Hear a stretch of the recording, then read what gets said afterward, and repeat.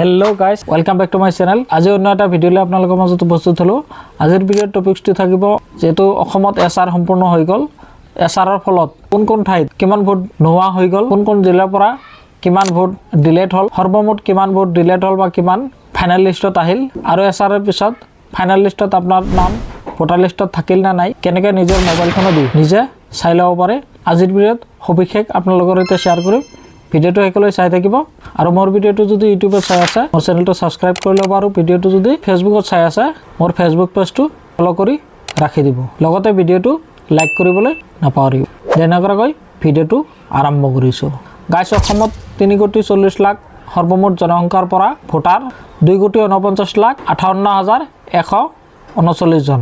ইয়াৰে পুৰুষ ভোটাৰ হল 1,24,82,213 জন আৰু মহিলা ভোটাৰ সংখ্যা হল 1,24,75,583 জন আৰু থাৰ্ড জেন্ডাৰ মানে তৃতীয় লিংগৰ ভোটাৰ হল 343 জন। ইয়াতে এটা ইন্টাৰেষ্টিং কথা হল অসমত অকল 343 জন তৃতীয় লিংগৰ ভোটাৰ নহয়, তৃতীয় লিংগৰ মানুহ বেছি আছে, ভোটাৰ ইমান কম। তাৰ কাৰণ তৃতীয় লিংগৰ ডুপ্লিকেট মানুহ বহুত আছে, সেই কাৰণে এতে ভোটাৰ 343 জনহে দেখা পাইছে, কিন্তু তৃতীয় লিংগৰ মানুহ আমি বেছি দেখা পাওঁ।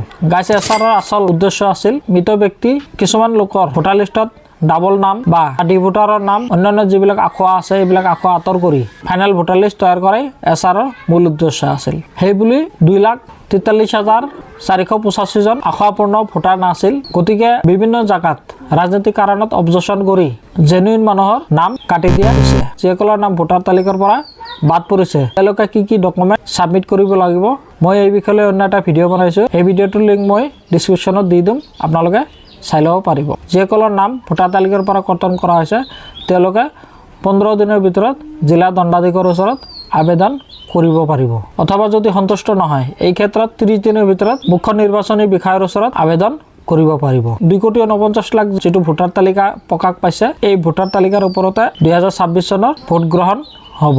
এই 2,49,00,000 ভোটাৰে 2026 চনৰ পিছত অসমৰ ৰজা কোনে হ'ব নিৰ্ধাৰণ কৰিব। গতিকে আপোনালোকক কেনেকৈ নিজৰ ভোটাৰ লিষ্টখন নিজৰ মোবাইলৰ সৈতে চাই ল'ব পাৰি আৰু নিজৰ নামটো ফাইনেল ভোটাৰ লিষ্টত আছে না নাই চেক কৰি ল'ব পাৰি আপোনালোকে মোৰ পিছফালে ভিডিঅ'ত চাই থাকিব। প্ৰথমে আপোনালোকে নিজৰ মোবাইলত ক্ৰম ব্ৰাউজাৰটো ওলাই ল'ব, দেন সাৰ্চ বাৰত ক্লিক কৰি দিব voter list 2026, then chief electoral officer Assam এই ৱেবছাইটত গুচি যাব।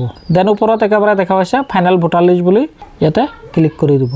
ইয়াতে দেখা পাইছে আপোনালোকে year of revision 2026 state Assam, roll type final roll 2026, district নিজৰ জিলাটো সিলেক্ট কৰি ল'ব, দেন LSCটো সিলেক্ট কৰি ল'ব, দেন ক্যাপচাটো ফিল আপ কৰি ল'ব। দেন আপোনালোকে এইটো সাৰ্চ বাৰ দেখা পাইছে, সাৰ্চ বাৰত নিজৰ যেটো ভোট কেন্দ্ৰ আছে এই ভোট কেন্দ্ৰৰ নামটো সাৰ্চ কৰি দিব। মই সিকিউৰিটি ৰিজনত এনেকা ভোটাৰ লিষ্টত আপোনাৰ নিজৰ নাম, ঘৰ নম্বৰ, ডেট অফ বাৰ্থ এইবিলাক ভালকে চাই ল'ব ঠিকে থাকে আছে না নাই। গাইছ আজিৰ ভিডিওটো ইয়াতে সমাপ্ত কৰিলো। ভিডিওটো ভাল লাগিলে লাইক কৰি দিব, যদি ইউটিউবত চাই আছে চেনেলটো সাবস্ক্ৰাইব কৰি দিব আৰু যদি ফেসবুকত চাই আছে ফেসবুক পেজটো ফলো কৰি ৰাখি দিব। Good bye.